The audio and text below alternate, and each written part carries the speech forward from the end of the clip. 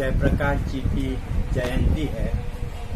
मुंबई सर्वोदय मंडल ने 2 अक्टूबर से 11 अक्टूबर यानी गांधी जयंती से लेकर जयप्रकाश जयंती तक 10 पुष्पों की माला, चिंतनों की कहिए या वक्तव्यों की कहिए, आपके सामने रखी है। और ये 9 वक्ताओं ने अपने अपने विचार गांधी के बारे में व्यक्त किए हैं, जो आपने सुने हैं, देखे हैं। आज इसकी आखिरी कड़ी के रूप में मैं आपके सामने उपस्थित हूँ। जयप्रकाश या गांधी के ही विचारों को आगे बढ़ाने वाले व्यक्ति हैं और इसलिए गांधी से जेपी जयंती यह एक 10 दिनों का हमने एक उपक्रम लिया, जिसकी आखिरी कड़ी में मैं आज आपसे बात करूंगा कि विश्व गांधी की ओर बढ़ रहा है। साथियों, आज कोरोना की चपेट में पूरा विश्व आया हुआ है और हम लोग इसे महसूस कर रहे हैं, हम लोग इसे देख रहे हैं। क्या चित्र हमारे सामने आ जा रहा है? आपने देखा होगा कि बहुत सी कुछ शब्द नए हम देख रहे हैं। पलायन शब्द हमने देखा, जब मुंबई से लोग अपने अपने शहर छोड़कर भागने लग गए तो कहा गया कि मजदूरों का पलायन हो रहा है। या यह भी शब्द आया प्रवासी मजदूर। यह शब्द हमने कभी सुना नहीं था, लेकिन यह शब्द हमें नए तरीके से सुनने मिला। शहरों में मजदूरी करने वाले लोगों को शहर स्वीकार नहीं करता, तब लोग भागने लग जाते हैं। तो शहर कितने बड़े होने चाहिए, यह एक सवाल लोगों के सामने, हमारे सामने आ जाता है। शहर बड़े हैं, लेकिन कितने बड़े? दूसरी ओर है कि आज हम देख रहे हैं कि बेरोजगारी बढ़ गई है।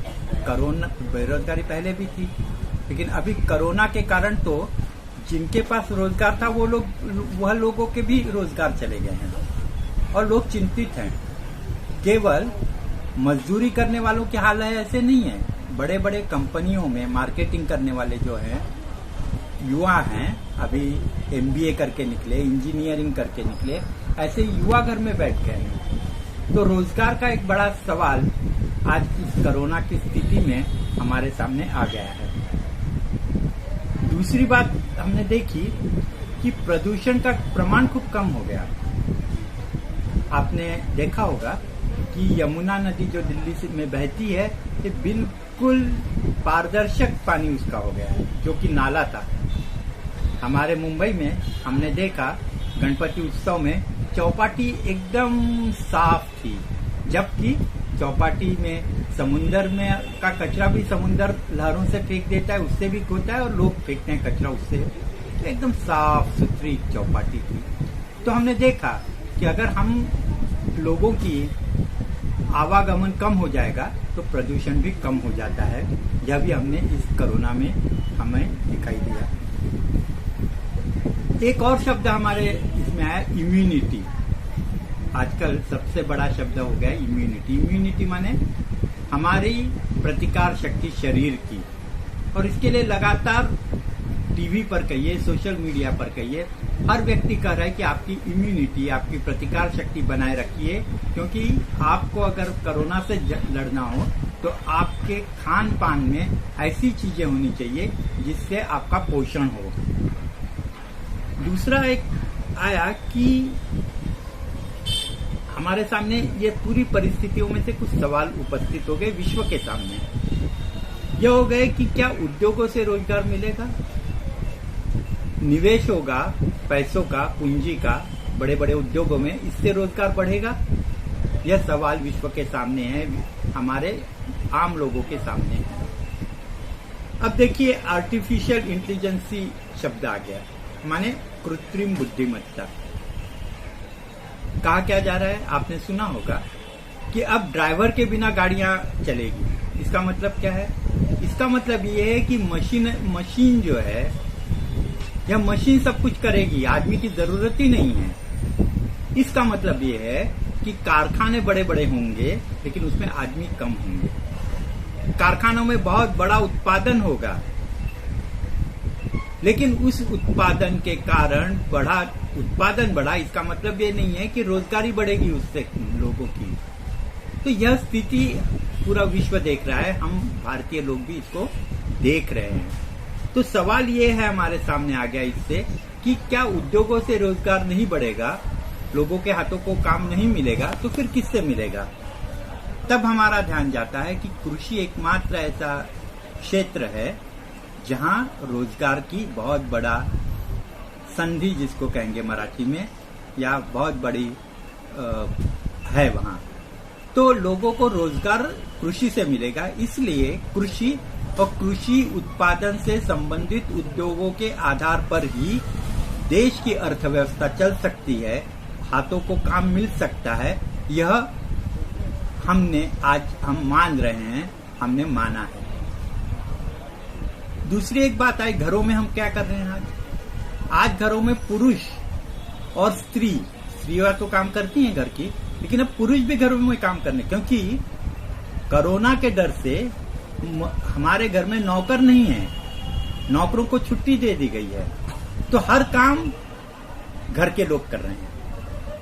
स्त्रियों के साथ पुरुषों को भी काम करते हुए हम देख रहे हैं, बर्तन मांज रहे हैं, कपड़े धो रहे हैं, झाड़ू पोछा कर रहे हैं।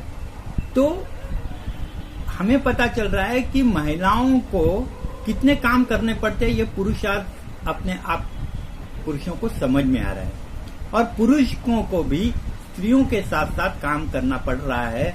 तो अब एक बात हो गई है कि कामों के बारे में स्त्रियों का कोई काम है और पुरुषों का कोई काम है, यह जो भेद है, उस भेद कम से कम आज उस भेद को मिटाना मजबूरी हो गई है, और स्त्री और पुरुष ऐसे भेद न रखते हुए काम करने लग गए हैं। और एक बात ये हुई है कि ये काम प्रतिष्ठा अप्रतिष्ठा का नहीं रहा है। झाड़ू पोछा करना ये कोई अप्रतिष्ठा का काम नहीं है, इसमें प्रतिष्ठा है। बर्तन मांजना ये अप्रतिष्ठा का काम नहीं है, इसमें प्रतिष्ठा है। तो श्रम प्रतिष्ठा के बारे में भी हम विश्व में लोगों को सोचना पड़ रहा है। यह अमेरिका यूरोप में तो होता है, लेकिन हमारे भारत के लोगों को, हमें, हमारे समाज को यह बात एक हमारे लिए नई बनी है। एक और आपने देखा होगा कि कोरोना की जो मृतदेह है, उस मृतदेह का अंत संस्कार करने के लिए लोग नहीं हैं। लेकिन हमने देखा कि मुस्लिम संस्थाओं के लोग हिंदुओं के मृतदेहों का अंत संस्कार कर रहे हैं। टीवी पर, सोशल मीडिया पर यह बातें हमने देखी है। तो हिंदू मुस्लिम एकता की बात भी इसमें से हमारे सामने आती है। कोई धर्म की बात नहीं है इसमें, इंसानियत यही सबसे बड़ा धर्म है। तो यह बात भी हमारे सामने आज आ गई है। तो ये जो बात है, इस बातों से हम उस दिशा में जा रहे हैं जिसमें श्रमों की प्रतिष्ठा है। उसी में एक और बात है कि आज हम मॉल में नहीं जा रहे हैं, मार्केट में नहीं जा रहे हैं, हम नए नए ब्रांड के कपड़े खरीद नहीं रहे हैं। तो हमारा कोई नुकसान हो रहा है उसमें, उसके कारण हमारी डिग्निटी कम हो रही है। तो जरूरतों से ज्यादा चीजों की इस्तेमाल क्यों किया जाए? जितने हमारे पास कपड़े हैं उसमें हमारा चल रहा है, कोई आवश्यकता नहीं है। तो इसी को हम कहते हैं अपरिग्रह। गांधी ने शब्द इस्तेमाल किया कि आप उतनी चीजें इस्तेमाल की जितनी आपकी जरूरत की है। तो हमें आज महसूस हो रहा है कि हम बहुत सी चीजें ऐसी हमारे पास है जिसकी कोई जरूरत नहीं है, इसके बावजूद हमने इकट्ठा करके रखी है। तो अपरिग्रह का ही दूसरा एक रूप है सादगी।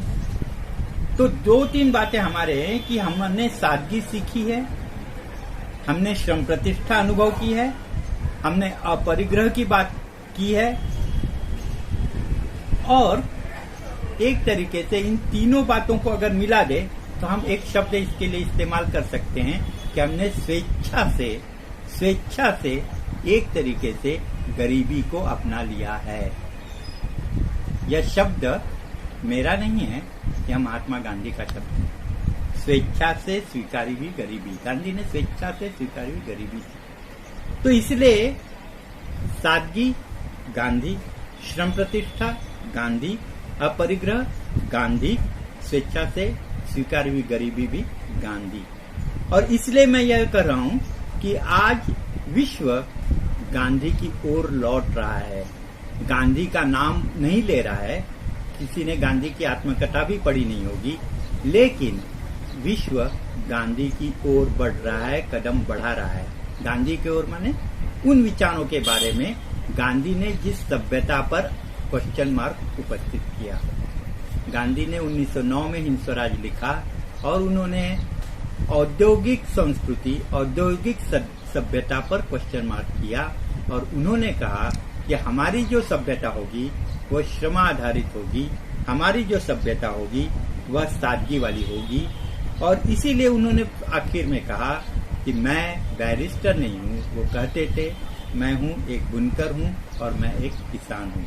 तो इसलिए साथियों, आज इस पुष्प का आखिरी पुष्प जो है उसमें मैं अपनी बातें कहकर इसे समाप्त करता हूँ और मैं यही कह रहा हूँ कि विश्व गांधी की ओर बढ़ रहा है, विश्व गांधी के विचारों की ओर लौट रहा है। धन्यवाद।